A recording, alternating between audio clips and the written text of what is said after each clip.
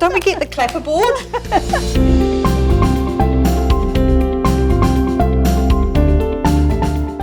They get their bin, they get their piece of paper, and it says very basic information, and then here's where you go to find out a bit more. And then that here's where you go, that was our responsibility. We wanted to make sure that we were answering customers' queries on the website without customers then having to get on the phone, which is a bit of a balance because there was a lot of potential queries and you don't want to come and have 100 pages to try and navigate through. So we had to be quite decisive and say, yes, that's the most important, and that other stuff that can be further away. And we had to evolve that because we didn't know.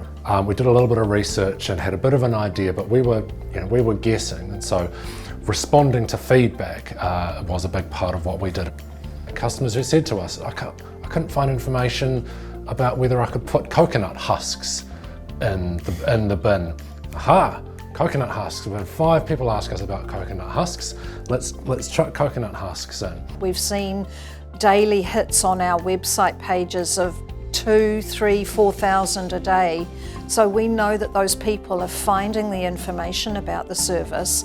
How we monitored whether that was successful was comparing the visits to the website to the number of calls and emails and making sure we were achieving a good digital uptake. At the beginning, we went on a customer journey to try and think of all the issues that would be raised. But the one thing that did throw us all was people putting caddies in their bins for collection. And we just could not understand, and where did we go wrong? And I think that, we would laugh at that and think, we think we get it right all the time, and we don't. So it's being able to be adaptable and listening to our customers. The longer we're involved in a project, the more knowledge we gain about it, right? And the harder it is, the further away you get from that mindset of, I'm a customer, I'm fresh, this is the first thing I've ever encountered about this.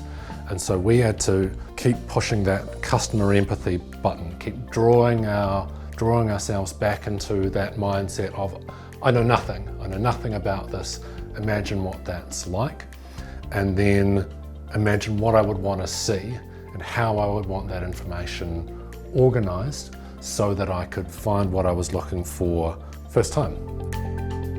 Obviously the website feedback we read directly, but we also channeled feedback through from our customer service representatives.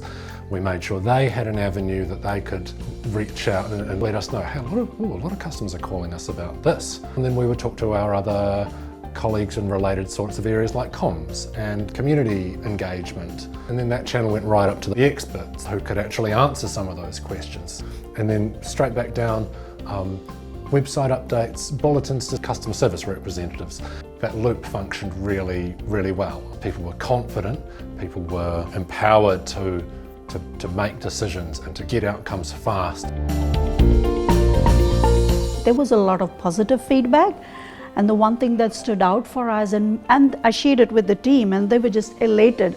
This lady actually wrote in to tell us that she uses a walker and she'd like to be independent. And when she first thought the bins are coming without wheels, she was a little concerned. But then she saw the bin and she was so happy. She said, I can just use my walker and I can still take my bin out and put it out myself. Tell the people internal staff to read those comments, so that makes them feel validated in what they're doing. So that helped us through, yeah.